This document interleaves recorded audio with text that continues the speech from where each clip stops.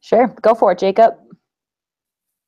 Yeah, so hi, my name is Jacob King, and I'm the director of Youth and Young Adult Ministry for the Archdiocese of Philadelphia. Can we take a pause real quick? Yeah, I'm getting getting the feedback. Okay. It's still totally echoing on my end. Man, I hate that. We were totally fine, and then we just start going, and it's like crazy. Okay, here, I'm gonna leave the call real quick and jump back in and see if that works. Cool. Okay.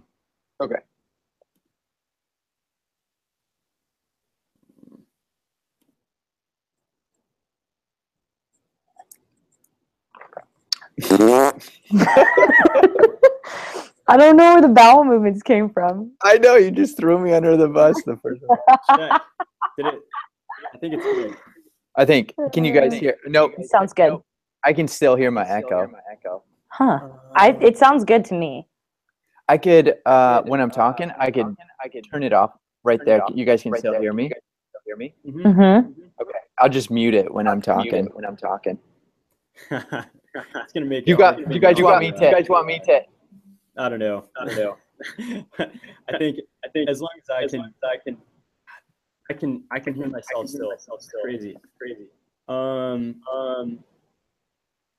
how about this? I just give you guys a call and for our audio, just trust our computers for a recording. Cool. Okay, so I'm just gonna mute. So we can still have. Yeah, I have to go get something to. Here, just a second. What about for the audio? That we have recording into our computer. It'll still work. The way that you guys have it set up. So just take out the headphones. Yeah, and we'll just kind of use this to hear each other. So I'm calling you Jacob.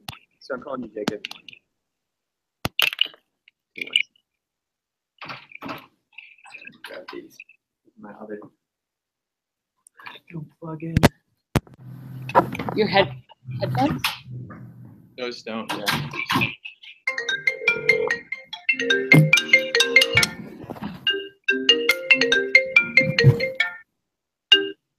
Hey, can you hear me with the AirPods? Yeah. Totally. Okay, great. Wait, I should have my headphones and stuff. Oh, Megan. Oh, so you want us to go together? Just have her call her phone in. Okay, call her phone in. Great.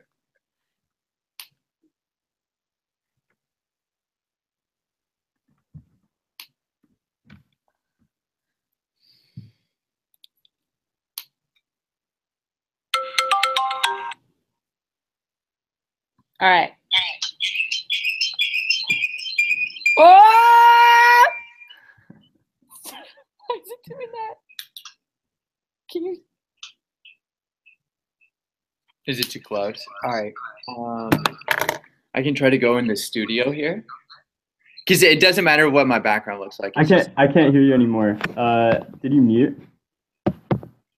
Mute. Oh yeah. Let me merge the call. Sorry, I forgot to merge the calls. There we go. Oh, there we go. Cool. Okay, I'll go in the studio. Let me grab the keys. Sorry. I should still put headphones in, right? Mm-hmm. Okay. I just transfer them over to your. You hear that? Yeah.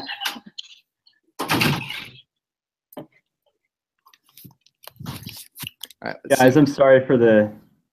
No, this is fine. Sorry, you No have to stare at my nose hairs here. Dude, it's radical. Different headphones, different devices here. Does that work, Megan? Is it still going? Hold on. I think it's done now. Oh, that sounds better. That was intense. Yeah, I know. Technology. I know. You can't ever anticipate what it's. Oh, I'm echoing. I can hear myself. I know. Back to myself. Maybe it was just because we were hearing, because you were in the same room or something. Yeah, I think we were too close. I'm still getting the echo. I'm still getting an echo too. I think I am too. Should we? Yeah. Oh, it's because I need. Can you guys still hear me? Hey, did you mute your computer? Everybody mute your computers. Oh. Huh.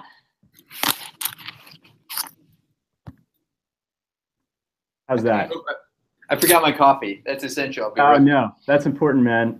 All right, Okay, while we're waiting. This sounds good though. Yes. Yeah. I want to hear about Lisa and her awesomeness. The what? I want to hear about Lisa's awesomeness. Oh, I can tell you a lot about Lisa's awesomeness. Yeah. She like, I kind of want to like be, I want to be like Lisa. Wow. Yeah. I praise. Me too. I know. She's just got it together, you know? She's just kind of owned the school without even knowing it. Really? Yeah. She was like the perfect balance of like a great kid, like works hard, loves the Lord, but is also a little bit of a rebel, you know? Mm-hmm. Like we egged it on in each other, which was just very unhealthy. But fun. But makes for a really great work environment for sure. Yes, absolutely. Okay, Jacob, you ready? We yeah. Go for round 2.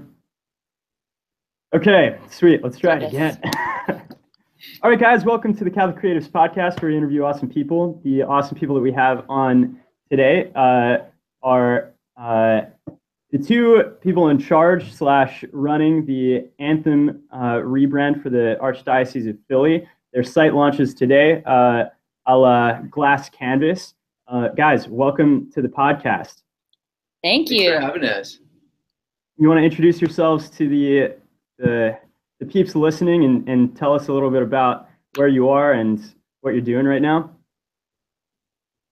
Take it, Megan. So I am Megan Mastriani. I am the Associate Director of Anthem from upstate New York, but am pretty much making Philly my home, which is awesome. Love it here. Moved here from Maryland. I was working as a campus minister there for a few years. Did not really anticipate leaving anytime soon, but heard about this job from like the most random people in the universe, and it became pretty clear that I had to apply.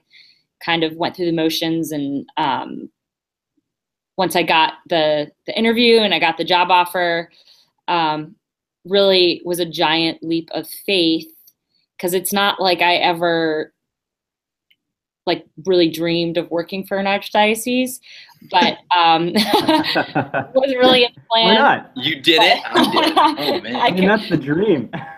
That is, I could spend an hour telling you why it is not the dream.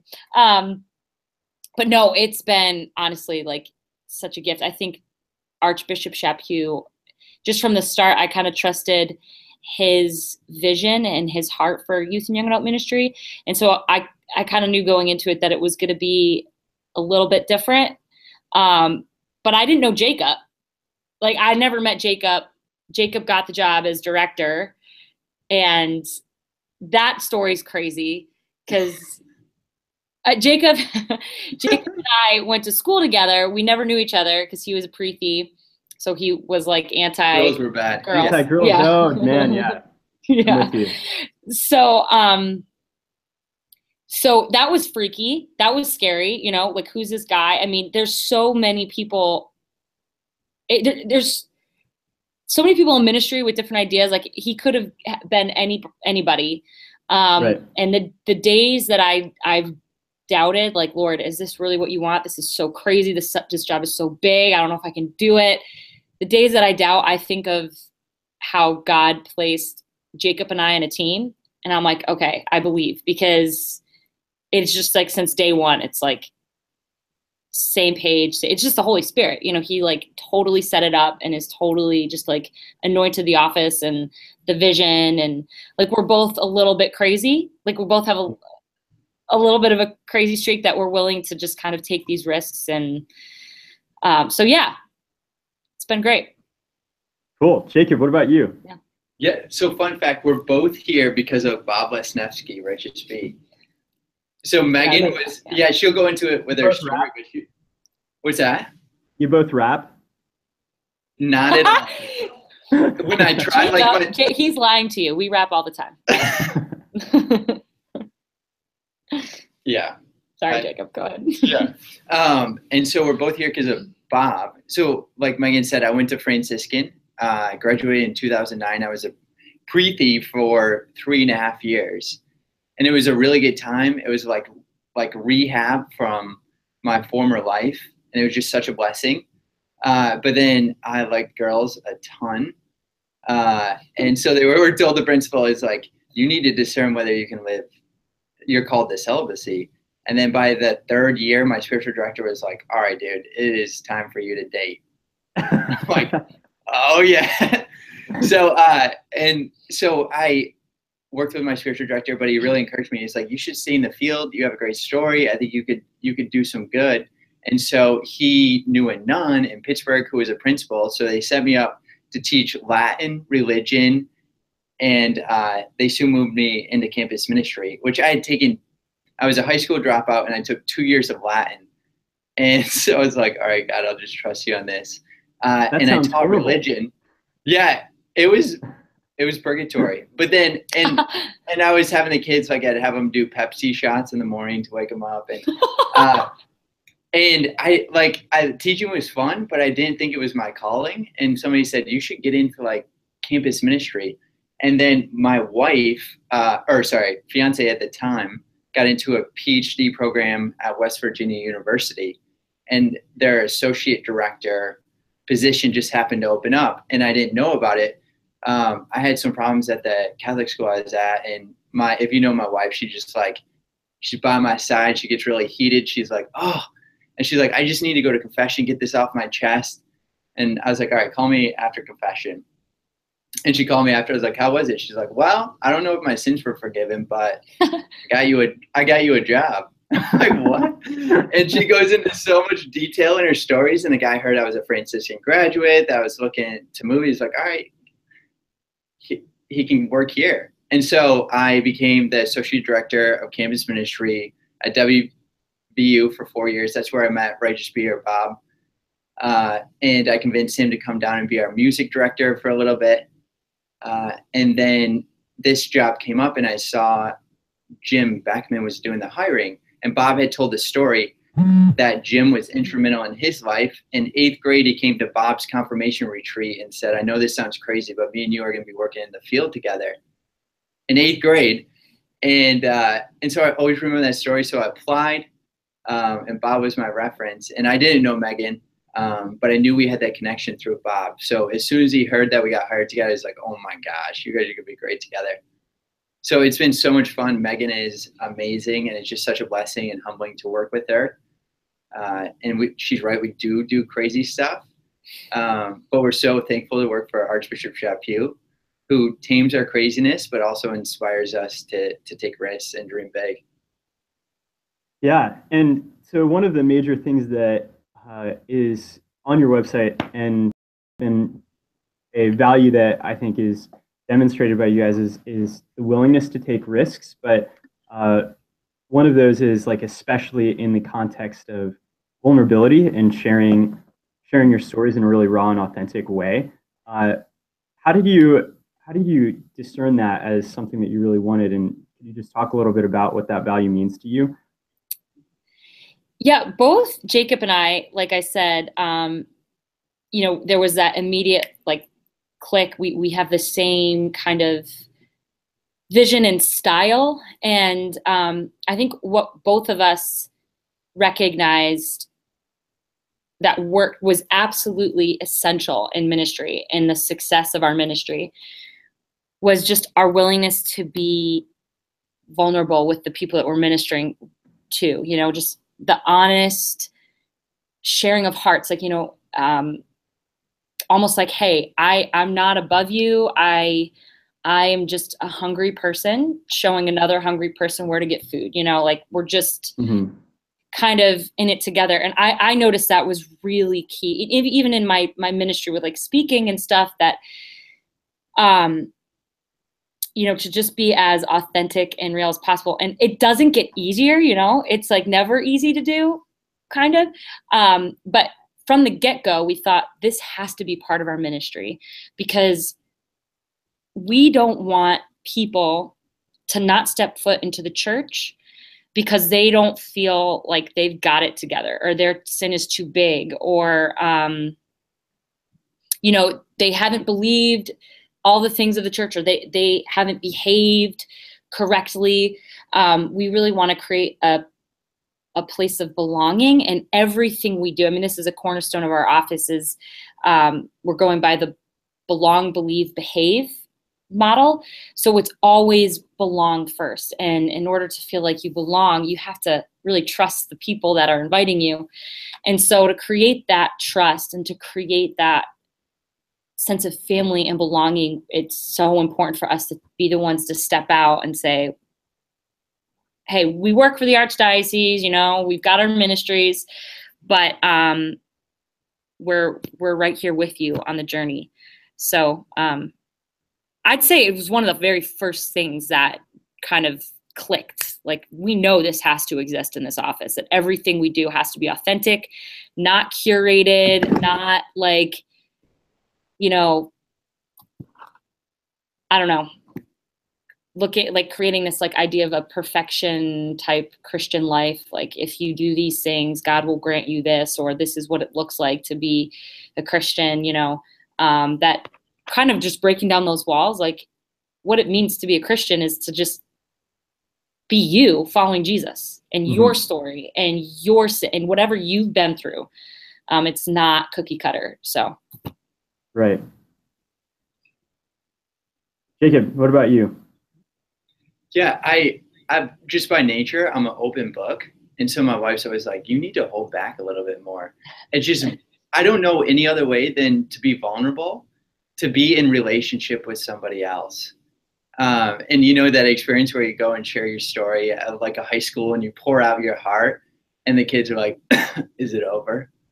And you're like, I'm going to quit ministry. I'm going to go cry in my room. But then you get back up again. You're like, with Sherry Waddell, the only way to be a bridge of trust is to share your story. Like, people can't relate to God yet. They don't have the gift of faith, but they can relate to you. And so if you can make a connection with somebody, and it's not like you're trying to proselytize them, but just to be there and create a relationship, is to take that first step and say, this is who I am, flaws and all. Megan knows, she works with me. We're not, like Sherry Waddell says, we're not saints, but we're saints in the making. And just making sort of religion, like, if he can be religious, I think I can be too. This is doable. But also what you're trying to do is just that authentic joy that's coming from you is contagious. And it's that joy that Jesus had. Like, they'd always say, like, Jesus caused so much controversy. People were mad at him. They loved him. But one thing is, they were never bored. And I think that's the sort of that experience you want when you're talking about your religion. There's a lot more suffering in your life. There's a lot more things added onto your plate. But one thing is you're never bored, because you always get that spiritual adventure. And so I don't think it is our core value, but for Megan and I don't think we couldn't do it any other way. Right. It's just like part of who you are as people of faith. Yeah. Yes. And I think that, like, it's really interesting that you're moving into the position of leadership that you are in a diocese, because for many of us, our impression of what a diocese is like the place where you have to pretend like you have it all together and are the most censored just because of like the politics involved. And man, that's an intense paradigm shift. Is that itself like a risky and vulnerable thing for you guys to do in releasing the website and to like share your stories from the position that you are? It's like probably the scariest part. Just people Why is maybe it so that scary? have been. It's funny because we're in this building, you know, we're here, we're coming into ministry that has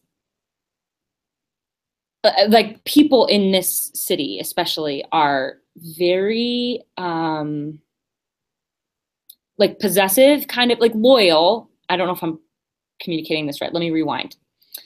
The people that we've met that are working for the church here in Philadelphia, whether it's in this building or the youth ministers, have the great gift, and it is a great gift of loyalty. And with that is also this kind of old school, maybe this is how it's always been done mentality. And so Jacob and I are coming from the outside, you know, we're not from Philly. We've never worked for a diocese. And so it's a good thing. And I think that's why Archbishop brought us in, you know, to that fresh perspective, that energy. There's no ties. We don't have any political gain here. We just want to we want to bring souls to Christ. So learning the way that it's been, or the way that it's functioned, and how kind of the Archdiocese operates, we're already kind of under, you can tell we're kind of under like people's watch, you know, or just wondering what's going to happen, how it's going to function. And I think you kind of nailed it, Anthony, with it is a weird mentality of having to have it all together and having to be very presentable. And that's just not how we're going to function. We've been given this office, we've been given time, we've been given a budget. And so we're able to think way outside of the box, and try to bring people back to Christ and not go through, I guess, the old methods or the ways that it's always been done. But I think really it's just scary because you have beautiful people who've been serving the church for so long, who maybe have never stepped out and been authentic, or been like a little bit more vulnerable, that are older, that are more wiser than Jacob and I. And we're coming in here and we're going to do it very different than you have done it. And we're going to go our own way. And so I think there's that risk too, in trying to pave our own path. And yeah, without, I mean, the website any is like security. The website is just so edgy in its aesthetic. I mean, you're pushing it all the way to the edge of like just animated GIFs that are really almost a little irreverent and just like punk rock grungy style. And I could just imagine the risk of like sitting down and showing that to somebody that has never even maybe seen like a decent website before.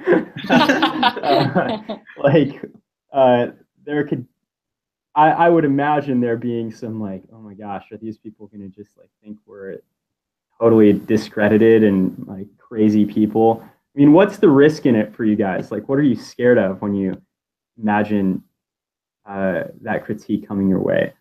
I would say the risk is, I just always remember like coming into the faith and reading the stories of the saints. And yeah, it's definitely, we have a lot to risk. I have 3 kids, I have a wife, we just bought a home. And if I lose my job, you know, there's that potential I move into the mother-in-law's basement and it's food stamps. So there's a lot to risk, but then you read these saints who just give it all.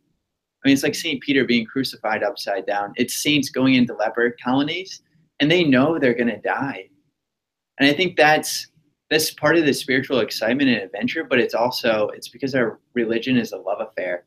I mean, we worship the biggest failure in history. I mean, we worship a dude on a cross where he was crucified and everybody abandoned him.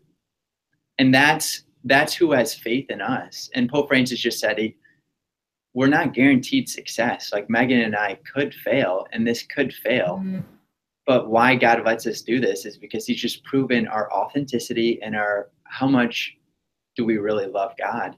And I think that's exciting to me. At the end of the day, if I know that God knows that we love him so much that we're willing to take calculated risks, and even if they fail, he's happy with it, then we're happy. There's a sense in which I think a lot of people give authenticity as a buzzword, like some lip service when they talk about doing ministry, but there isn't really risk behind that is real, right? Like giving your testimony to high schoolers is very different than from the position of diocesan office, putting your testimony in writing and aesthetically pushing it all the way to like this grunge style that you guys have put up and just like putting that out permanently on the interwebs. Like, man, there's some real risk there for you guys. How did you navigate that? As far as the grunge, so we hired an event coordinator and videographer, and she's actually my sister-in-law. So Bishop Fitzgerald hired her, so no nepotism. But she's 24, and when we're looking at websites, we're exploring them all. And I saw focuses, and I thought it was really good. But I was like, just coming from, I know we're in the belong stage, we need to be riskier. And then so she was showing us like Kylie Jenner's, and we're looking at Chance the Rappers. And I was like, I know it could be unauthentic if we go too far, but like what's authentic for us? And so we found that balance between those websites and our personalities and what we were trying to do. And that's sort of like what you see in the website is what is attractive for us. Because we have a brand promise. Like we would never put on an event that we wouldn't go to, that we weren't proud of. We'll never put out a blog article that we wouldn't read. And we're not going to put up a website that we wouldn't go to. So everything that we feel comfortable with, we take a chance on. Yeah. One of the questions that I have is like,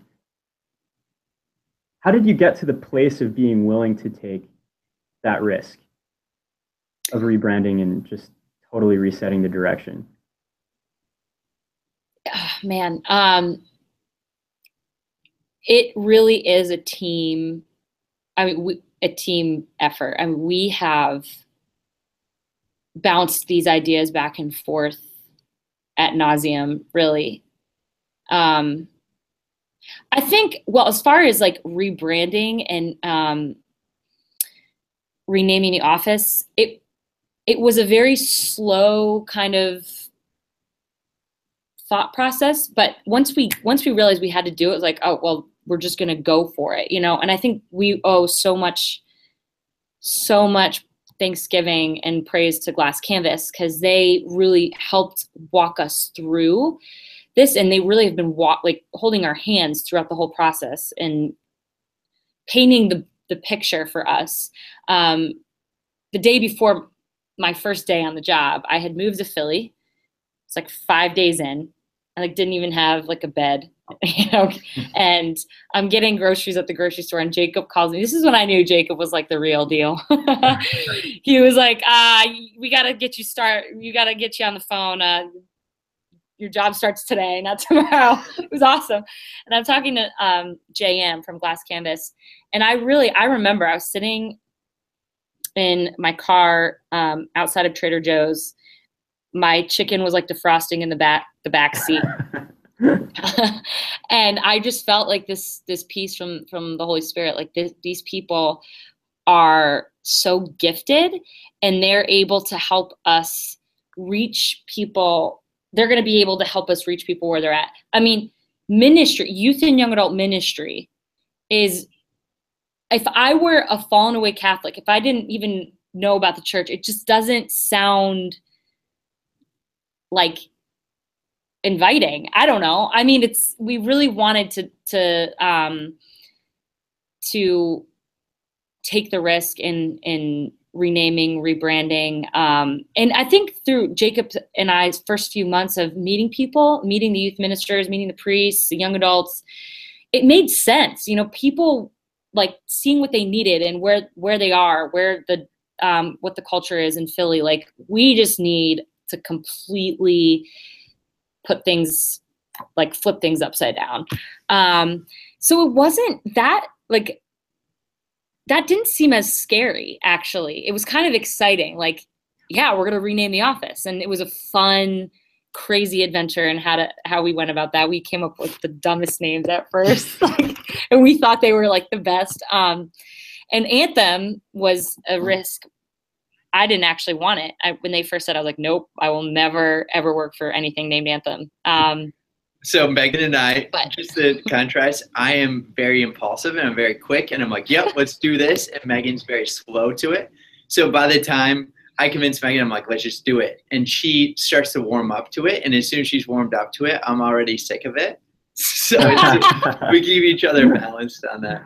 That's a good balance act right there. But so when the first thing we're talking about a risk is, we call it glass canvas. They're like, come out on a sprint. And it was more than I anticipated for money. Yeah, no joke. Yeah. And we didn't even know what a sprint was. I mean, we're not from the tech world. But we prayed about it. Couldn't even figure out quick time. Yeah. But we're like, we got to do this. And a lot of people were advising against it, but we went out. And even during the sprint, we're like, the name didn't come up. But it was just slowly through that process that we realized that we wanted to let people know that we're going to do something different. The church has undergone just such bad PR in the past couple of decades that we just wanted to show people, not that we were cool, but we were going to do something different. Because so many people in Philadelphia, 1/3 of Philadelphians are Catholic. Most of them have gone through the Catholic school, and most of them are not in the church anymore. I just saw a stat like half of Catholics by the time they're in their late 20s have left the church. They've tried it and they don't like it. And so we have to really, like, if we're going to do this, we have to shake things up. And so part of that name, but when we came back, we're going to the youth ministers. We thought we were pretty hip. We're like, yeah, we're going to rebrand the office. But before we even said it, there was a woman who was in her late 50s, soccer mom. And she raised her hand and she's like, you know what you guys need to do? And we're like, what? And she's like, you guys need to change the name youth ministry. The kids aren't coming. It's just been branded and they don't like it. And we suddenly were deflated and realized we weren't as cool as we thought. But we took it as a confirmation from the Holy Spirit. Like, people are seeing this need and let's do it. Did you get pushback?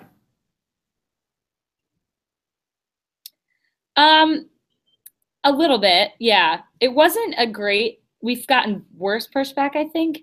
I'll just be honest. Archbishop is incredible. He's the reason why we can do this. He's really created this space for us. He trusts us, which is, humbling doesn't even capture it. It's very, very beautiful and humbling, and scary, but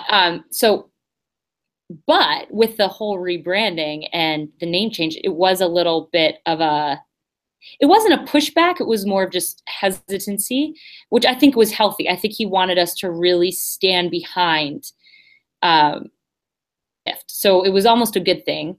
But I don't know, Jacob, do you think there was any major pushback with the name change? Yeah, there definitely was. And there was a lot of doubt.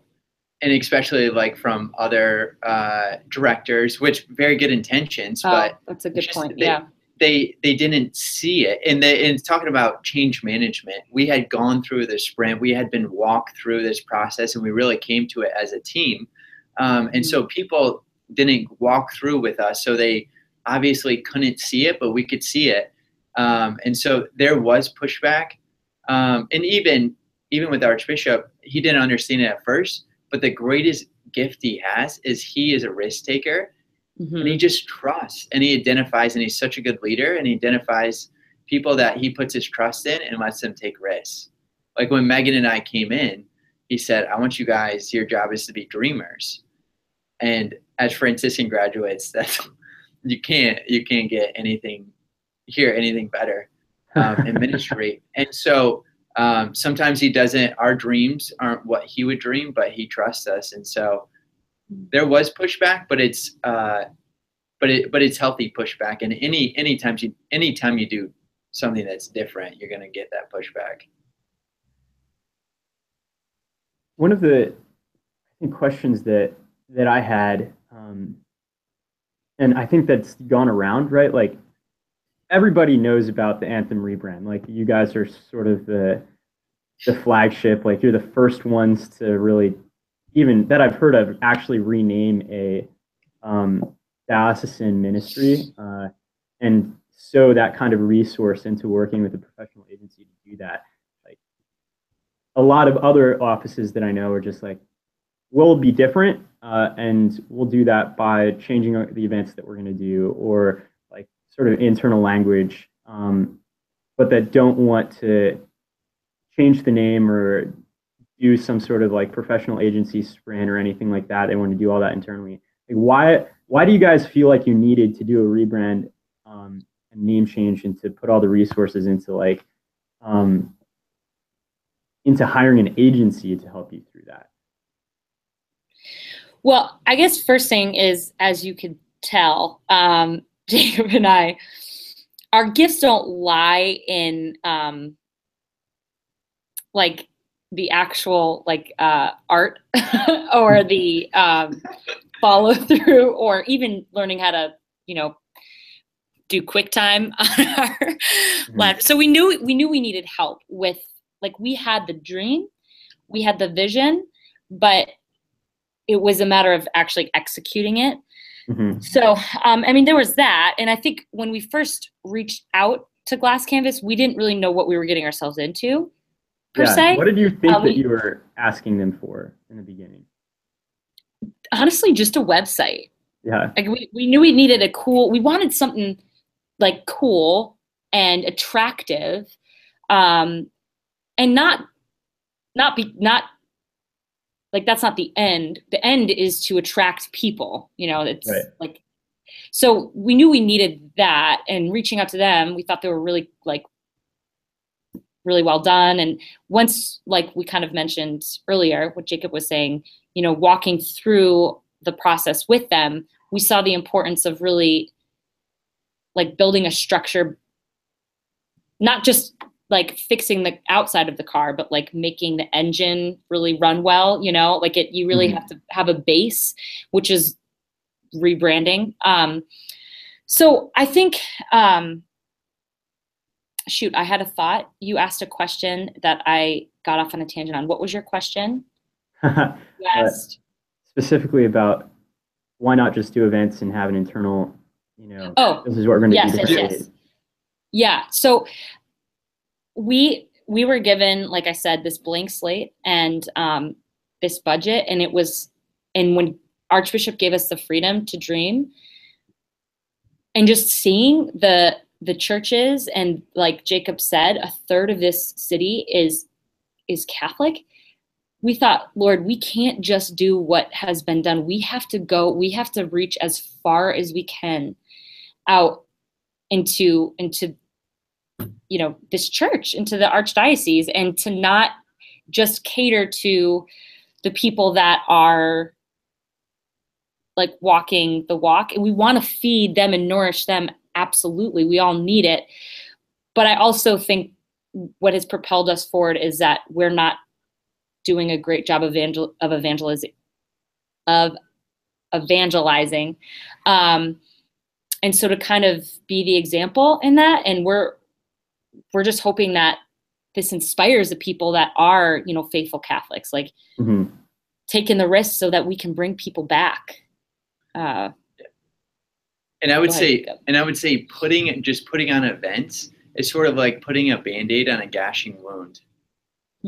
If we're just honest with ourselves and looking at church ministry and the ministry getting outside the bubble, I mean, we're experiencing a huge failure. I mean, millennials are almost 40 to 50% nons.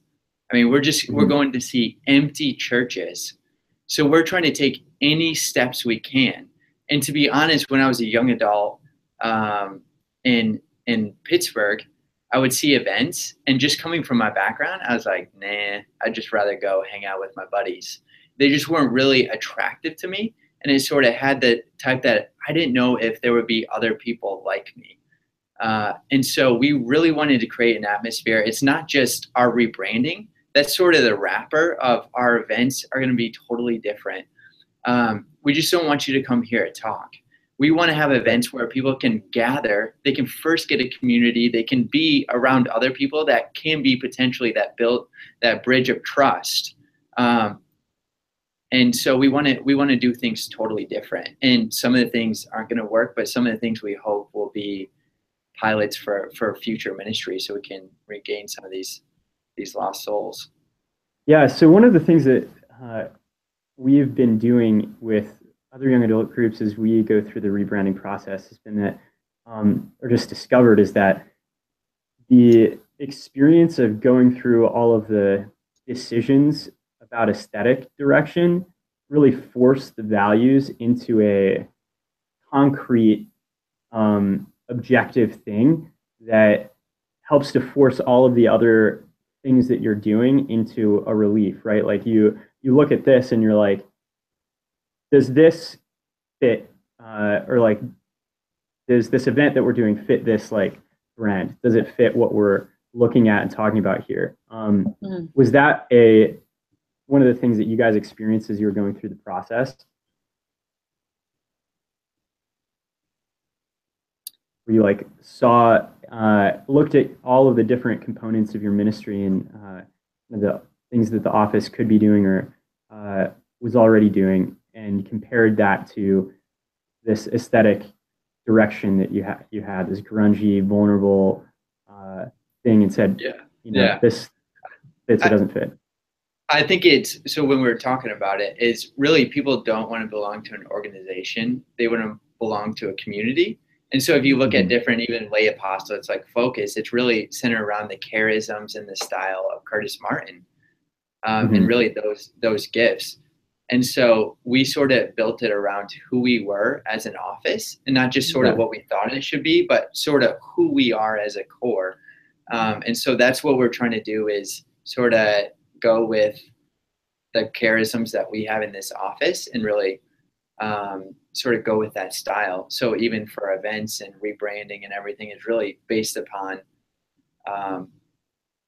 who we are, and also really to who Philadelphia is. It's such a diverse city, so many people from different demographics and backgrounds. And so we wanted to make it attractive to all, cultures, and make sure it wasn't just pigeonholed in one type of suburban ministry. Yeah. Here's a strategic question for you. This is something that I have kind of experienced in conversations with people when talking about rebranding dioceses, and specifically like rebranding offices of parishes or of dioceses, that I hear a lot, we shouldn't have our own visual brand. Like we should be using what the whole organization has, like the bishop's logo, the bishop's, that's the brand, and we have to work within that. That's the name, we have to work within that. Have you guys been asked that and had to justify? Yeah. All I would say, and just in all humility, is how has that worked out? Like, how has that worked out? Yeah. Like, honestly, if we're just, because I bet we have the same intention. We both want to save souls. So the heart is there. So what about the head? Let's look at the stats. The stats are pretty bad. So if what definition of insanity is doing the same thing and expecting different results. So what we're trying to do is just trying to take a risk and do something different. And if we're trying to be our office, we want, instead of being on the back lines, sort of just providing support for those who are on the front lines. Like my favorite people from history, were those who were like warriors on the front line with their people. Like, obviously we love Braveheart and stuff, people who are right there at the front. And so we're right there at the front as an office. We're trying to reach people who won't be attracted to a bishop's symbol. Like they're not there yet. They're not actively seeking. So we want to present something. It's sort of like I gave the analogy to Megan. I was brought to this home. Like it was when I was at Franciscan and they were cooking. It was a bunch of hippies living off the land and I was starving. And we're about to go to a Coldplay concert and they're like, all right, eat dinner with us. I'm like, oh, what do we have? And they're like, wait and see. And they brought it out. It was a beet casserole. So it was beets with pie crust and I ate it. And I wasn't very healthy at the time. And I was so sick. And I was like, I told my girlfriend, I'm like, pull off at McDonald's. She's like, what do you want? I was like, all I can think about is an ice cream cone. So I went and got an ice cream cone and immediately felt better. Like, it's almost like they're not ready for the purely healthy. And I wasn't at that time. So it's sort of adding a little, like it's good, like Glass Canvas says, good media is mercy. It's mercy. It provides maybe a pathway or a door for somebody who wouldn't ordinarily take a look. Mm-hmm. And it's been really interesting to see it in action. And I mean, we're right in the very beginning. We haven't even like come out the gates, you know. But the little conversations I've had with people who are fallen away Catholics who don't believe in God, it is sparking curiosity. Mm-hmm. And that gets me out of bed in the morning. If we, like, there are lost sheep and the Father wants his children back. He wants his kids. So of course, like Jacob said, I'm willing to take this risk. And if it fails, like, Lord, you know, we tried for you. And I just got into a conversation with my Uber driver. Actually, he was taking me to work because I got hit by a dump truck. That's not a joke. So anyway, another podcast. So I'm talking to him, and we're getting this great conversation, and he's like talking about how he's too big of a sinner and all these things. And yeah, I'm just joking with him, like, oh, really? Wow. Yeah, I don't know what sin's like. Yeah, must be hard. Like, just BSing with him. And at the end, you know, we had such a great conversation. And I was just asking him questions, and I gave him just my business card, okay, which was done by Glass Canvas as well. Fits the brand, fits the, you know, very like well done, attractive thing. And he could not believe it. He had cars beeping behind him because he was staring at my card. It's like, wait, this is from the Catholic Church? I mean, this is my business card. It's like a black business card with gold writing. I said, dude, you have to, I'm going to be expecting an email from you because you got to sign up for the website, read our blogs, just keep asking questions. He was like, I am very, very interested. I mean, this is a young adult, fallen away Catholic. Why does he not deserve, like Jacob said, good media is mercy? Why does he not deserve a chance?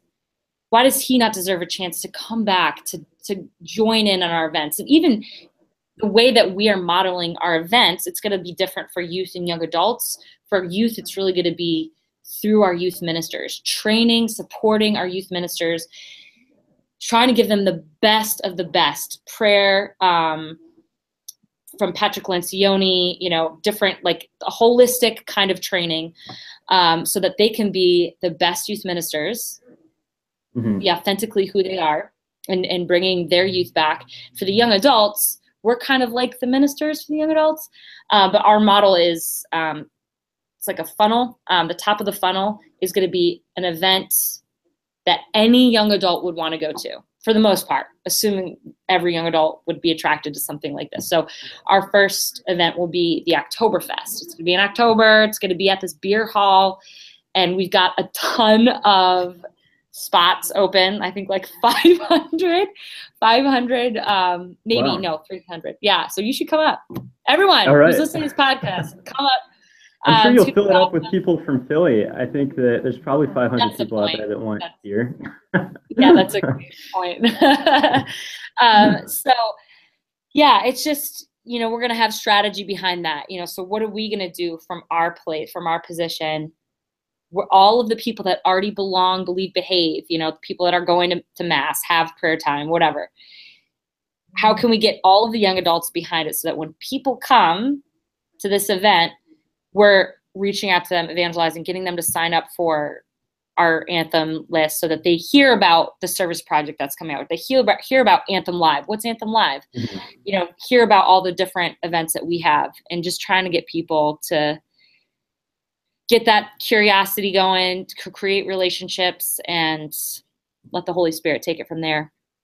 So I'm going to keep on playing devil's advocate a little bit and ask you the questions that other diocesan young adults have ministers have asked me when I send them this and say, hey, you guys should do this, is that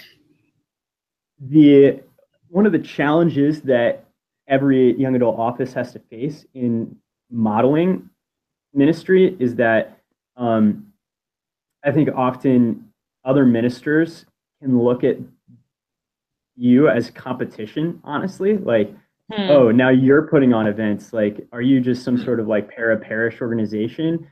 Shouldn't that be our job as parish young adult ministers? Shouldn't your job just be like helping us to put on our events? So what do you say to that? I say what we're trying to do is, as a youth minister, if you're planning events a lot, if you're putting on Christian service opportunities, chances are that you're not able to spend a lot of time at school with the kids. You're not able to go have that one-on-one coffee. You're not able to lead that small group. You're not able to do countless things that the majority of your job should be in relationship with kids. I mean, the minute, when do youth ministers burn out? Is the minute that we become administrators and event coordinators. I would suck as an event coordinator, but thank God that that's not my job. Our job is to build relationships and be the builder bridges of trust, and also to form other mentors to do the same thing. And so we really see it as a mercy, like as a diocese, that if I could just say, look, I know my diocese is going to put on this sweet event that will help my kid have a chance to have a conversion. My job is to get them trusting, curious, and maybe get them open. So when they're there, they're ready to have that experience with God. And so that's what we hope, is that we provide that service so they can really just not burn out and have that life that we all want to live as a youth minister. It's just changing lives and being in relationship. Yeah. And as for the young adults, I actually just had a meeting with a young adult from one of the bigger young adult groups in the area, and kind of similar question. She wasn't playing devil's advocate, but she was just trying to figure out our MO and like where she fits within it. And I think it really is about knowing who you are. So these young adult groups, they're not really top of the funnel, you know, like at least they're not functioning that way. Like you would never, and this girl came to me, she said, I want to bring my friends to Catholic things, but I'm not going to bring her to a young adult group because it's just not going to be attractive to her. So we're hoping, because we have the resources, that we can put on like just stellar events that they would feel comfortable to bring their friends to.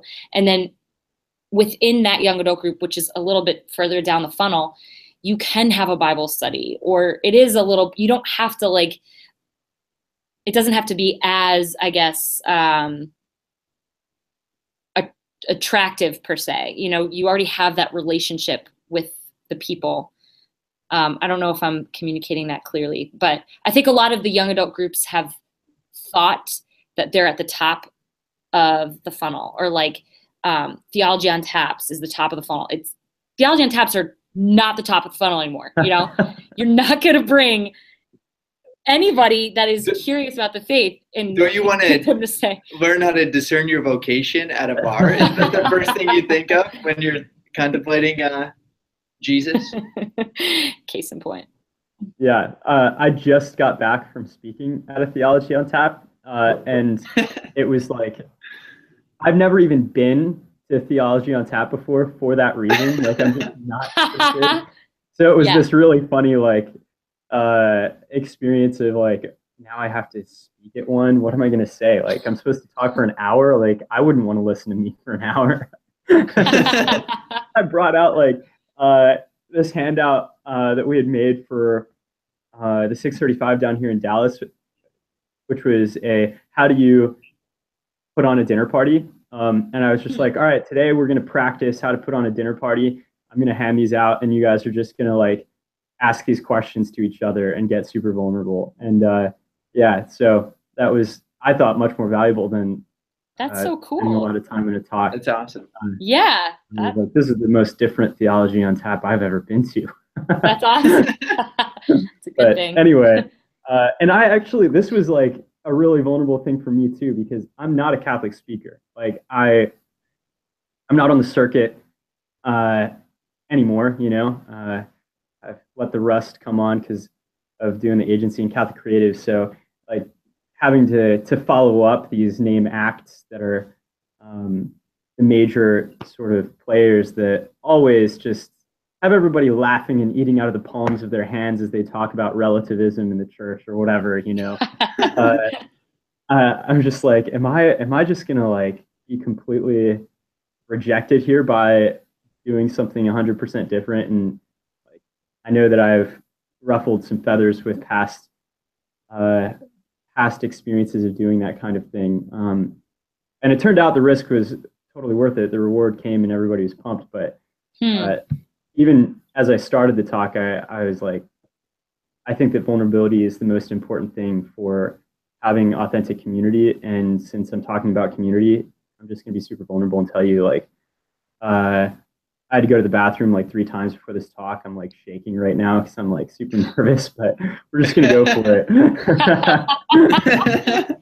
That was probably very refreshing. Yeah. Yeah. It was refreshing for me to be able to say that and just be like, have it out, you know? But I'm wondering, in terms of your own experience of doing this and being vulnerable, like, I just want to hear one of the most like vulnerable moments of your recent lives as you've taken a risk to share the gospel. Yeah. It's a great question. Give me a scary moment where you're like, am I really going to say this to this person right now? That's a great question. And I actually, it's not involving my ministry with Anthem. Is that okay? That's totally. Okay, right? It's just in general. Yeah. I want to hear how you're living it out. This past weekend, I was at a conference and in Louisiana, and there were, I don't know how many kids there, like thousands, I don't know, 4,000 or something. Stephenville? Yeah. I made absolutely incredible weekend. So good. But I, was giving my talk, my keynote, and in both talks that I gave to the girls and to the, entire place, you just never know what the Holy Spirit's gonna inspire you to say in the moment. And I generally have an idea of like how I'm gonna share my story, but in both instances, it was like that exactly how you said it. Like, oh crap, am I gonna say this right now? And I got a microphone, so I can't really think about it too long, before Right. I lose people. You got to just kind of act on it. And both situations, it was, with the girls, I was just very vulnerable, but where I am right now, not like the past Megan, BC, before Christ, Megan, like. You're not allowed to talk about anything you're struggling with right now as a speaker. That's not okay. Yeah, exactly. There's this like weird like mentality, like don't talk about what's happening now, just talk about the past. And yeah, I've fallen for that for sure before, but it was really freeing. It was really beautiful. Like just to be very honest, like this is what I struggle with today, yesterday, the day before. This is what's been going on, and into the main audience as well. Like just sharing the wounds that I've had, and the sins that. It's not like this awkward group confession. That's too much and that's weird. But just being a little bit more honest about like things that I've struggled with. So, and then there's that moment after where you're like, I'm just gonna keep going. I want to like kind of hide a little bit, but the Holy Spirit gives you the grace to just remain there, to remain vulnerable. And it's beautiful, really beautiful result. So.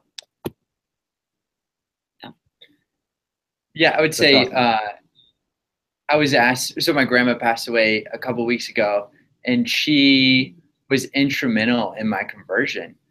And so they were always told like the best evangelization, like arena for you is your family and your friends. Mm-hmm. And so most of my family like hates the church and hated our faith. And so I was asked to give the eulogy, and I got up, and instead of just going on how my grandma was this perfect Christian, I talked about how we're both failed human beings. We made so many mistakes, and I talked about our mistakes. But I said, at the end of the day, why my grandma was so inspiring to me is because she wasn't perfect. That's what I loved about her. You know, she said like shit, and she would like, she would get a little tipsy on what's that drink that old people drink? Martinis, Manhattans. No, lots of different old people. Yeah, I forget. It's but getting up in front of my family, and then after people coming up and saying like, it really touched them. Because I think that, like we're saying, that Megan was saying, we're not perfect, and we're just trying to be very open and vulnerable, that this is who we are, but we know that Christ is he's bringing healing into our lives.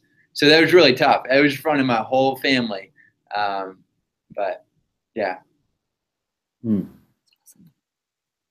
That sharing, I think, your struggles in front of your family, I think, is the most difficult place to be risky and vulnerable. Like, honestly, mm-hmm. I find it much easier to talk to a stranger about that because I don't know why, but just the fear of going downstairs and talking to my brother about, just like, all right, I'm struggling with lust right now. Like, I need your prayers. Like, it would be so much easier for me to call, like, somebody that I just met to ask them for that than it would be to go downstairs and ask it. My brother would pray for me with me in that. Like, that. Yeah. So I just want to say, man, that's really bold, and I appreciate that a lot. I think to drive down a little bit even more into the way that this works with your ministry, like, are you guys discipling directly any of the youth ministers in your diocese? Go ahead. Huh? So one of the main things we're really inspired by the sprint process. So what we did with Glass Cave is a huge, like, we love our rebranding, we love our website, but really the bread and butter for us is about forming up mentors and new leaders in our parishes. So we came up with our own sprint. And so we were working with Jim Beckman, the godfather of discipleship. And he put us through the Leadership Institute, used a lot of his principles. So we're going to be bringing in youth ministers 4 or 5 at a time. And we're going to bring them into our office, and we're going to put them through a 3-day sprint. And why we wanted to do this instead of doing just quarterly training and bringing in a speaker is because you'll be really inspired. But then when you go back to your parish, you're like, how the hell do I apply this to my ministry? And you don't have anybody there, and it's sort of like a cookie cutter solution. So instead, we wanted to be with them. We wanted to co-innovate with them. We wanted to journey with them. And after those 3 days, Megan, myself, and then we're going to hire a director of urban outreach for the more urban parishes. We want to walk with them for a year in an internship, go to schools with them, go to their youth groups, and sort of speak that like kind truth, as Lancioni talks about, like, how can I become better? And sort of walk with them. And also they can speak that kind truth to us, like, oh, I saw you walking with this kid or talking, maybe you should try this. And so it's sort of, instead of we're going to come and bestow our wisdom upon these inferiors, like just discipling and walking with them. And it's a different kind of like discipling, it's Jacob and I both having that ministry background, with high school and Jacob with college kids. me a little bit with college kids, but mostly high schoolers. It's different, but it's still kind of that discipleship method of walking with someone, you know, and praying with them and getting to know them. And I think that we will, as this ministry unfolds, we will end up discipling, you know, younger youth ministers or even college students. Jim Beckman, every morning, he says part of his morning prayer is he prays for divine appointments to bring Christ to people. And so something that I've just been praying about with us in our office is like just praying for those divine appointments.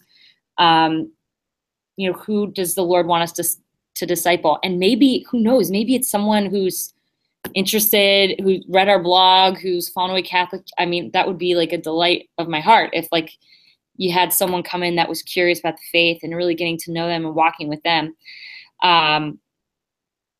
But you know, that's my hope, at least, that those doors will open. I think they will naturally as time goes on in the ministry. Yeah. We spent this whole first year, is before we even tried to disciple, is just building relationships. As we know, that takes a while. And so just trying to show that we care and that we want to be a part of their lives and sort of winning that trust. Yeah. When you do those sprints, are you going to, is that going to be like a formal thing where you say like, we're inviting you to be discipled by us? Like, you know, as we go forward, we'll meet and pray and like bring you into our lives, or is that going to be more of like kind of strategic focused? We have invited. Yeah, I think it will be. I do think it will be both for sure. We have invited a lot of the youth ministers, told them about the sprints and invited them, and it's not mandatory. You know, it's not like you have to be their professional development. But I think we've gotten all of these ministers that we've invited want to sign up. And I think Jacob really coined it really puts it so well, that co-innovation. Right. So like it really will be just working together and how to make youth ministry the best. So like I said, it's kind of a different term for discipleship. Right. I don't know if we'll use that terminology exactly, but. Yeah, like to come in on more of like a partnership level so that it doesn't feel like we're calling you so that you'll do what we say. It might be a little bit like, you know, intense, but I see what you're saying. Yeah. How have you, sorry, continue. In order to invite them to this sprint, so we rented out this restaurant, Mashalou, and we had an open bar, and we just had, we called it off stage, and we just wanted to come, we wanted them to have fellowship, drink booze, eat, and have an inspiring talk. So we brought in Father Joe Freedy, who's one of my favorite. And then after, we just invited them to be a part of it. Like if we can help you become a better youth minister, we would love to serve you. If you would like to go a different path, you think that will help you, you can do that as well. And like Megan said, we got, I think it was about 95 to 100% of the youth ministers that were there signed up. So yeah, and it's more just the relationship. We're just here to serve, and any way we can help, let us know. Yeah. How, so this will be the last question, but like, how have you built vulnerability into that sprint? Great question. Yeah.